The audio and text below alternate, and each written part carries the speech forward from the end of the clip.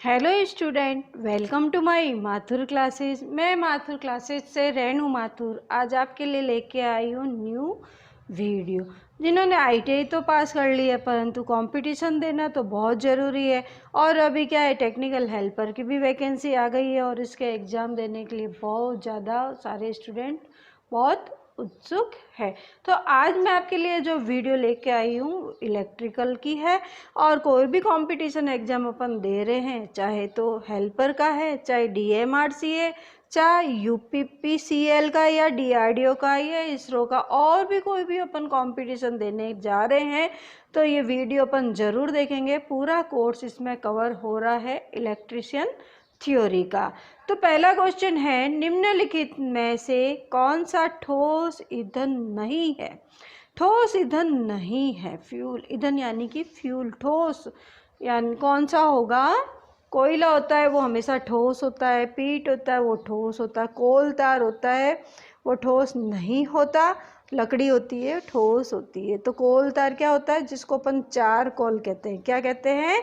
चार कोल। तो वो क्या ठोस ईंधन नहीं होता। सेकंड क्वेश्चन है, एक शंट जनरेटर 250 वोल्ट के टर्मिनल विभवांतर पर 195 एम्पीयर धारा प्रदान करता है। आर्मेचर प्रतिरोध तथा शंट प्रतिरोध 0.02 तथा 50 ओम है। तो जनरेटर का विद्युत वाहक बल ज्ञात करो। देखो, बहुत अच्छा क्वेश्चन है, अपन को इसको सॉल्व करना पड़ेगा। क्वेश्चन वापस से ढंग से पढ़ो। एक शंट जनरेटर है, मतलब एक जनरेटर है शंट जनरेटर, जिसके अंदर 250 वोल्ट के टर्मिनल विभवांतर पर, टर्मिनल जो विभवांतर है उस पर 250 वोल्ट है और पर 195 एम्पीयर प्रदान करता है। आर्मेचर प्रतिरोध तथा शंट प्रतिरोध 0.02 तथा 50 ओम है। तो जनरेटर का विभवांतर ज्ञात करो। तो सबसे पहले अपन को विभवांतर ज्ञात करना है। तो विभवांतर ज्ञात करने के लिए अपने पास फॉर्मूला क्या होता है? सबसे पहले तो अपन ये देखते हैं। फॉर्मूला अपने पास होता है E equal to V plus I A R A. क्योंकि शंट जनरेटर है, जनरेटर होएगा तो V plus I A R A होगा, और अगर मोटर होएगी तो minus I A R A होगा। अब अपन को क्या क्या दिया हुआ है ये अपन निकालते हैं कि भाई शंट जनरेटर है।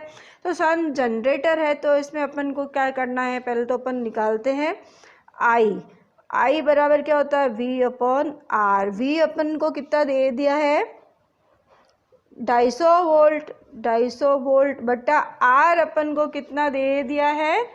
50 ओम। कितना दे दिया है? 50 ओम। तो 250 में 50 का अपन भाग देंगे तो आ जाएगा 5 एम्पियर। ठीक है, अब अपन को आई तो दे दिया है 5 एम्पियर, V अपने पास है 250 वोल्ट, आई ए आर ए अपन को निकालना है। तो आई टोटल आई क्या होगी कि 195 एम्पियर तो इसने दे दी है और एक अपन ने 5 एम्पियर निकाल ली है। तो आई क्या हो गया? 195 प्लस 5 एम्पियर, तो कितना हो गया? 200 एम्पियर। 200 एम्पियर अपने पास फॉर्मूला होता है आई ए बराबर I L plus I S H. तो क्या होगा फॉर्मूला अपने पास?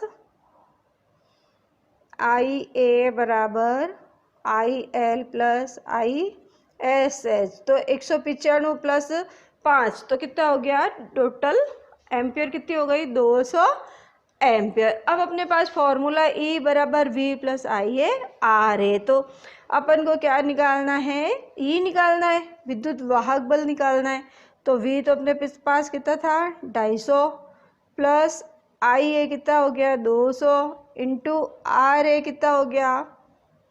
0.02।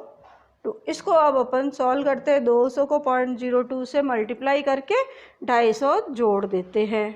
तो अब अपन इस कैलकुलेटर में कैलकुलेशन करते हैं। 200 इंटू 0.02 तो कितना आ गया? 4। अब इसके अंदर अपन को कितना जोड़ना है? 250 प्लस 250 अपन जोड़ देते हैं। तो कितना आ गया? 200 254। कितना आ गया? 254। तो अपन 254 पर क्लिक कर देते हैं। तो इसमें 254 अपने पास आ गया, 254। तो इस पे 254 पे अपन ने क्लिक कर दिया। ये आ गया राइट आंसर। नेक्स्ट क्वेश्चन आ गया, यदि 4 पोल 3 फेज 50 हर्ट्ज स्टार्ट से जुड़ी इंडक्शन मोटर में 5% फुल लोड स्लिप है तो मोटर की पूर्ण भार गति क्या होगी? तो क्या होगी, पहले जो जो सामान दिया हुआ है वो अपन लिख लेते हैं कि भाई अपन को क्या क्या इसने दे दिया है। तो क्या दिया है? पी तो दे दिया है 4। पी कितना दे दिया है? क्वेश्चन 3 सॉल्व कर रहे हैं अपन। पी तो दे दिया है 4, ठीक है। एफ दे दिया 50 हर्ट्ज, स्टार्ट से जुड़ी है। स्लिप कितनी दे दी है? 5%। और अपन को फुल लोड निकालना है। तो अपने पास फॉर्मूला होता है NS बराबर 120 F/P। सिंक्रोनस गति ज्ञात करते हैं सबसे पहले। तो क्या है? NS बराबर 120 F/P।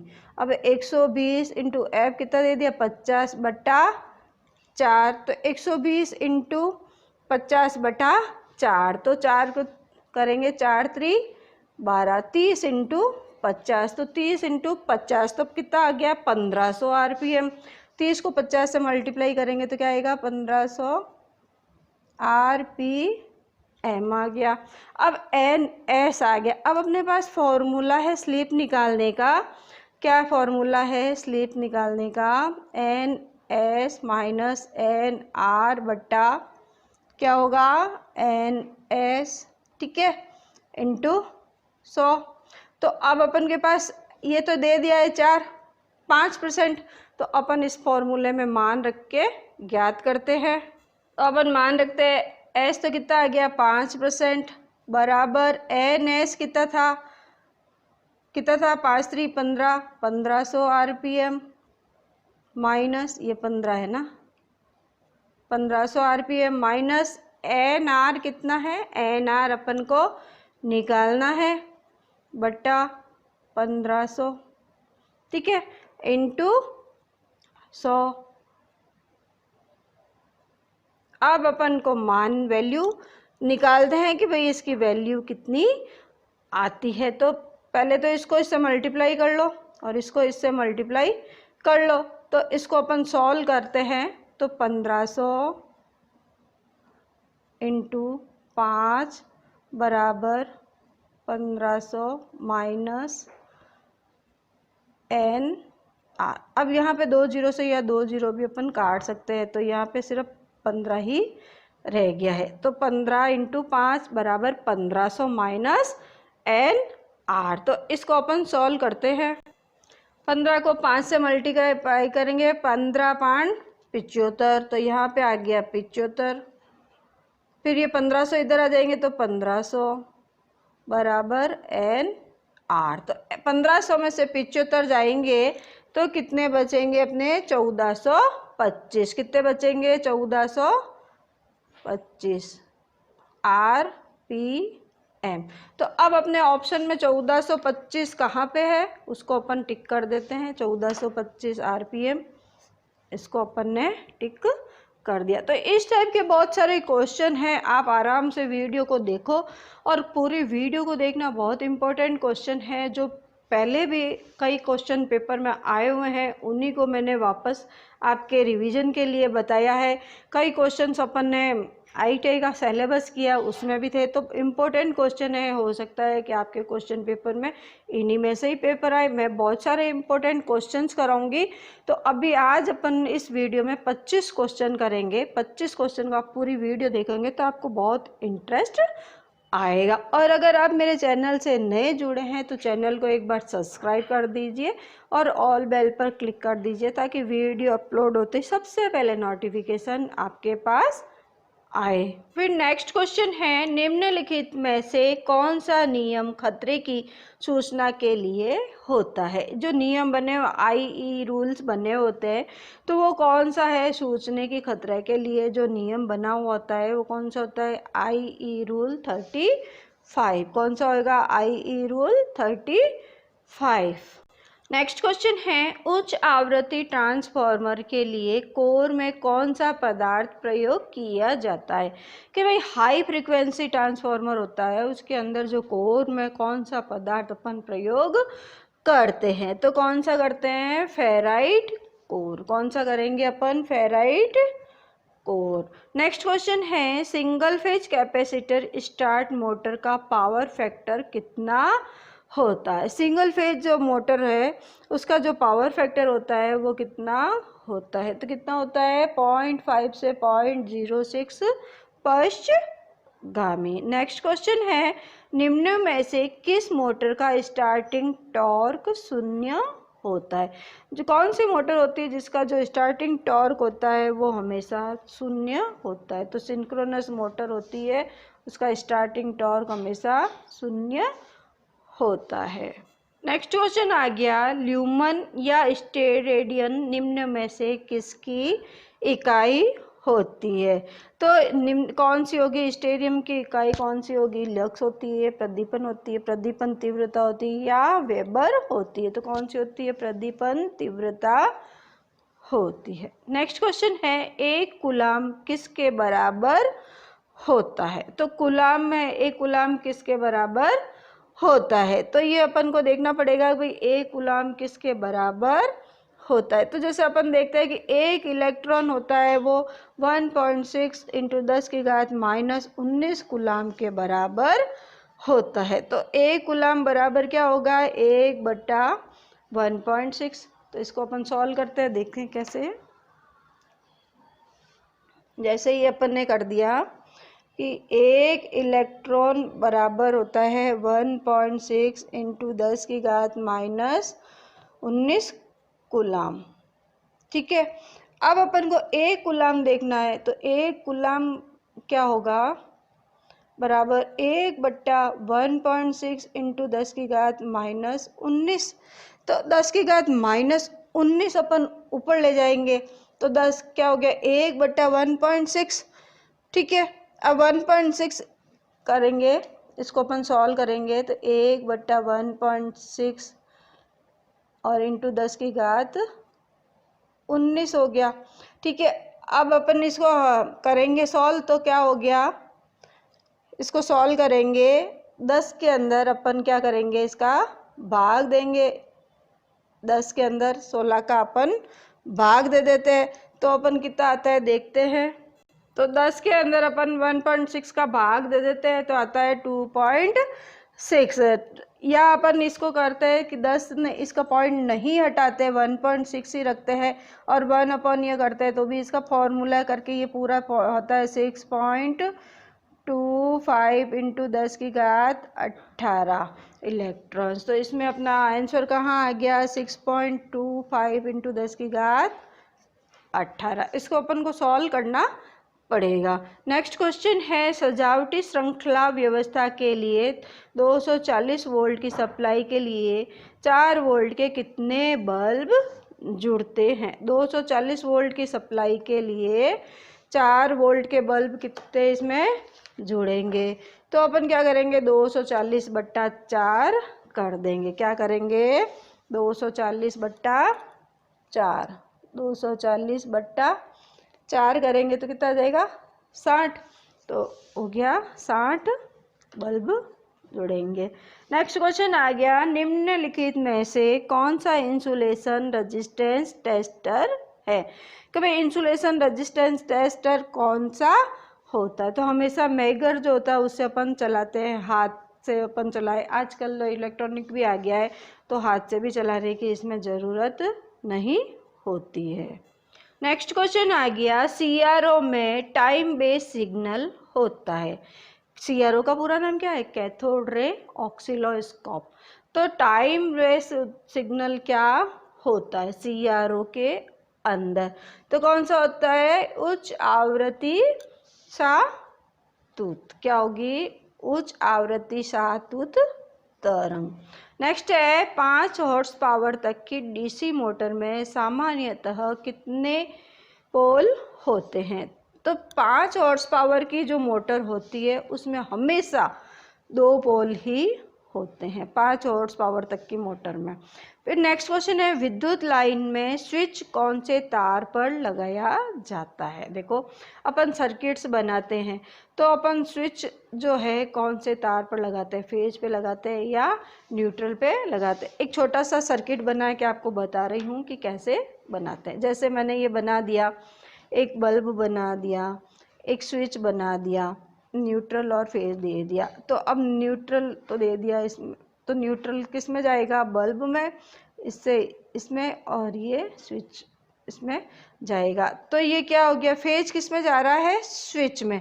अब अपन से क्वेश्चन क्या पूछ रहा है, विद्युत लाइन में स्विच कौन से तार पे लगाया जाता है। तो स्विच हमेशा कौन से तार पे लगाएंगे, फेज पर। तो अपन ने इस पे फेज को ओके कर दिया। नेक्स्ट क्वेश्चन है, थिन ग्लास का प्रयोग में किया जाता है। थिन ग्लास जो होती है निम्न विभव में, सामान्य विभव में, उच्च विभव में या अति उच्च विभव में थिन ग्लास का प्रयोग किया जाता है। तो निम्न विभव में इसका उपयोग किया जाता है।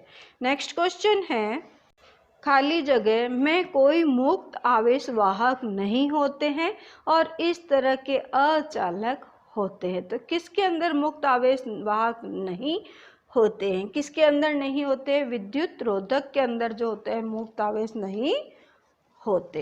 देखो 16 क्वेश्चन हो गए, आप पूरी वीडियो को देखेंगे आपको बहुत इंटरेस्ट आएगा और क्वेश्चन बहुत इम्पोर्टेंट है। अभी मैंने ITI का पूरा सिलेबस यूट्यूब पे करा दिया है, अब मैं कॉम्पिटिशन्स की करा रही हूँ तैयारी। तो आप सभी ज़्यादा से ज़्यादा इसका बेनिफिट उठाए। जो सबसे पहले तो टेक्निकल हेल्पर जो इम्पोर्टेंट है, ITI करते ही सभी स्टूडेंट को बहुत क्रेज रहता है हेल्पर की वैकेंसी कब आएगी। अब वैकेंसी आ गई है तो आप पूरी जमकर तैयारी करो। इसमें अपने जो वीडियोज अपन बना रहे हैं, कोई भी अपन कंपटीशन देते हैं, इलेक्ट्रिशियन वाले स्टूडेंट ITI पास, तो वो अपन क्या है कि टेक्निकल हेल्पर का भी है, DRDO का भी है, DMRC का भी है, UPPCL का भी है, इसरो का भी है और लोको पायलट का भी फर्स्ट लेवल इसी से ही होता है। तो अपन को करीब करीब पूरी तैयारी इसी से ही करनी चाहिए। तो आप अगर नए जुड़े हैं तो एक बार सब्सक्राइब कर दो और अपने और भी फ्रेंड्स को बताओ कि इसमें से क्वेश्चंस इम्पोर्टेंट है, तो सारे स्टूडेंट को बहुत ज़्यादा बेनिफिट मिलेगा। नेक्स्ट क्वेश्चन है 17वां, निम्नलिखित में से कौन सी एक निश्चित समय के दौरान विद्युत आवेश की प्रवाह की माप होती है। तो निम्नलिखित में से कौन सी एक निश्चित समय के दौरान विद्युत आवेश प्रवाह की माप होती है। तो कौन सी होती है, हमेशा धारा। क्या होती है, धारा। नेक्स्ट क्वेश्चन है, एक चल कुंडली डायनेमीटर टाइप में किस प्रकार का अवमंदन प्रयुक्त किया जाता है। तो देखो चल कुंडली डायनेमीटर टाइप में किस प्रकार का अवमंदक प्रयुक्त किया जाता है। देखो एक तो होता है PMMC और एक होता है PMMI। PMMC तो होता है परमानेंट मैग्नेट मूविंग कॉइल और PMMI होता है परमानेंट मैग्नेट मूविंग आयरन। तो इसमें अपन देखते हैं कि इसका आंसर क्या होगा। देखो सबसे पहले तो होता है PMMC और एक होता है PMMI, मूविंग कॉइल और मूविंग आयरन। तो permanent magnet moving coil, permanent magnet moving iron. तो ये तो होता है स्थायी चुंबक के लिए, ये क्या होता है, स्थायी चुंबक के लिए, और ये होता है अस्थायी के लिए, अस्थायी चुंबक के लिए होता है। तो अब इसमें अपन को जो स्थायी चुंबक में होती है उसमें तो होती है भंवण धाराएं। क्या होती है, इसमें तो होती है भंवण धाराएं, परंतु इसमें होती है वायु घर्षण धाराएं। तो अब अपन को क्वेश्चन में ये पूछ रहा है कि चल कुंडली डायनेमोमीटर मतलब कि परमानेंट मैग्नेट मूविंग कॉइल पूछ रहा है। तो कॉइल में कौन सी होगी, भंवण धारा है। तो भंवण धारा पे अपन क्लिक करते हैं कि भाई भंवण धाराएं इसका आंसर होगा।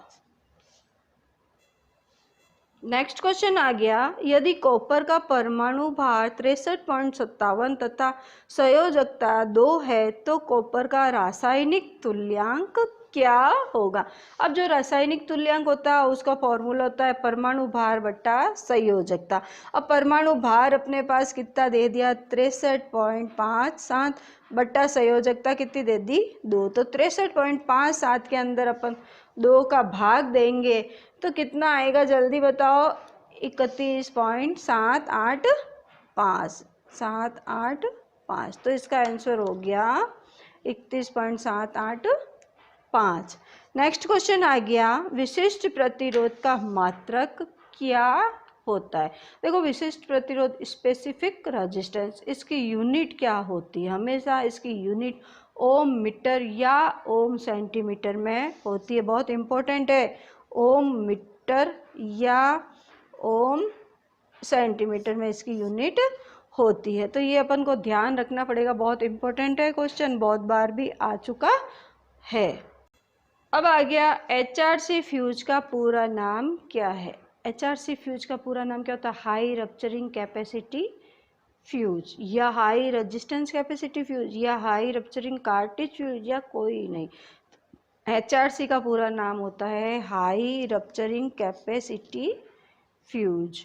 नेक्स्ट क्वेश्चन है भूमिगत लाइनों हेतु कौन सी केबल का प्रयोग करते हैं। तो कौन सी केबल का अपन भूमिगत में करते हैं, आर्मर्ड केबल। किसका करेंगे, आर्मर्ड केबल का। नेक्स्ट क्वेश्चन है यदि किसी 20 ओम के प्रतिरोधक में से 2.5 एम्पियर मान की विद्युत धारा प्रवाहित हो रही हो तो उसके सिरों पर पैदा होने वाले विभवांतर का मान ज्ञात कीजिए। तो सबसे पहले तो जो दिया है वो लिख लेते हैं। आर तो दे दिया 20 ओम, आई दे दिया 2.5 ओम, वी निकालना है। तो फॉर्मूला क्या होता है, V equal to I R. तो V इजिकल टू आई तो कितना है 2.5 इंटू आर कितना हो गया 20। तो 2.5 को 20 से अपन मल्टीप्लाई करेंगे तो कितना आएगा 50 वोल्ट। कितना आ गया 50 वोल्ट। 2.5 को 20 से मल्टीप्लाई करेंगे तो कितना आ गया 50 वोल्ट। अब नेक्स्ट क्वेश्चन देखते हैं। नेक्स्ट क्वेश्चन आ गया हिस्टैरिसीस क्षति ज्ञात करने का सूत्र क्या होता है। तो हिस्टैरिसीस गति ज्ञात करने का होता है WH बराबर नीटा into BM 1.6 into F into V। तो इसका A हो गया। नेक्स्ट क्वेश्चन आ गया, फिर न्यूमेरिकल आ गया। किसी मोटर की शाफ्ट पर 22 हॉर्स पावर प्राप्त होती है यदि टॉर्क 210 न्यूटन मीटर हो तो आर्मेचर की घूर्णन गति क्या होगी। अब फॉर्मूले में अपने को BHP तो दे दिया 22 हॉर्स पावर, TSS दे दिया 210 न्यूटन मीटर। फॉर्मूला होता है TSH बराबर BHP इंटू 60 इंटू 735.5 बट्टा 2 पाई N। परंतु अपन को क्या निकालनी है, घूर्णन गति निकालनी, यानी कि N निकालना। तो N निकालने के पास लिए अपने पास फॉर्मूला हो जाएगा, N निकालने के लिए अपने पास क्या फॉर्मूला हो जाएगा, N बराबर BHP इंटू 60 इंटू 735.5 बट्टा 2 पाई TSH। ठीक है, अब अपन इसके मान रख देते हैं। BHP अपने पास कितना है 22 इंटू 60 इंटू 735.5 इंटू 7 बट्टा 2 इंटू 22 बट्टा 7। पाई का मान कितना होता है 22 बट्टा 7, तो 7 ऊपर आ गया तो यहाँ पे 7 हो गया इंटू 210। तो अब इसको अपन सॉल्व कर लेते हैं। जो संख्या कटती है उसको अपन काट देते हैं। 22 को 22 से काट दिया, ठीक है। फिर ये हो गया 2 इंटू 210, तो 2 इंटू 210 कितने हो गए 420। तो 420 60 को अपन 420 से अपन काट देते हैं। तो 60 को अपन 420 से काटेंगे तो कितना बच जाएगा 7। कितना बच गया 7। तो यहाँ पे अपन ने क्या बच गया था, देखो कर लेते 60 इंटू 735.5 इंटू 7 बट्टा 210 को अपन 2 से मल्टीप्लाई करेंगे तो कितना बचेगा 420। ठीक है, अब 60 को इससे करेंगे तो ये 720 को हो गया 7। तो 7 से 60 कट गया तो बच गया कितना 735.5। तो इसका आंसर क्या हो गया 735.5 RPM। जहाँ 735.5 का ऑप्शन है उसको अपन टिक कर देते हैं। तो इसका आंसर हो गया 735.5। तो जो क्वेश्चन में दिया हुआ है अपन को वैसे ही जैसे क्वेश्चन वापस समझा रही हूँ, देखो एक बार। किसी मोटर की शाफ्ट पर 22 हॉर्स पावर प्राप्त होती है, तो बाय bhp कितनी हो गई 22 हॉर्स पावर। यदि टॉर्क 210 न्यूटन मीटर हो, TSH कितना है 210 न्यूटन मीटर है, तो आर्मेचर की घूर्णन गति ज्ञात करो। तो एन अपन को निकालना है। तो अपने पास फॉर्मूला होता है TSH बराबर bhp इंटू 60 इंटू 735.5 बट्टा 2πn। जब अपन को एन निकालना है तो क्या हो गया फॉर्मूला bhp इंटू 60 इंटू 735.5 बट्टा 2π इंटू TSH। अब पाई का मान अपने पास कितना होता है आपको पता है, पाई की वैल्यू कितनी होती है 22/7। तो ठीक है, अब जो क्वेश्चन में वैल्यू दी है वो अपन उसको रख देते हैं। bhp अपन को कितनी दी थी 22, तो अपन ने 22 रख दी, 735.5 735.5 बट्टा 2 पाई की मान 22/7, तो 22 तो यहाँ रख दिया और 7 अपन ने ऊपर कर दिया है, ठीक है, इंटू 210 TSH कितना आ गया 210, तो अपन ने 210। अब इसको अपन सॉल्व करते हैं, काटते हैं, तो 22 से 22 अपन ने काट दिया। अब 210 को 2 से मल्टीप्लाई करेंगे तो 420 आएगा, यूं क्यों रख दिया।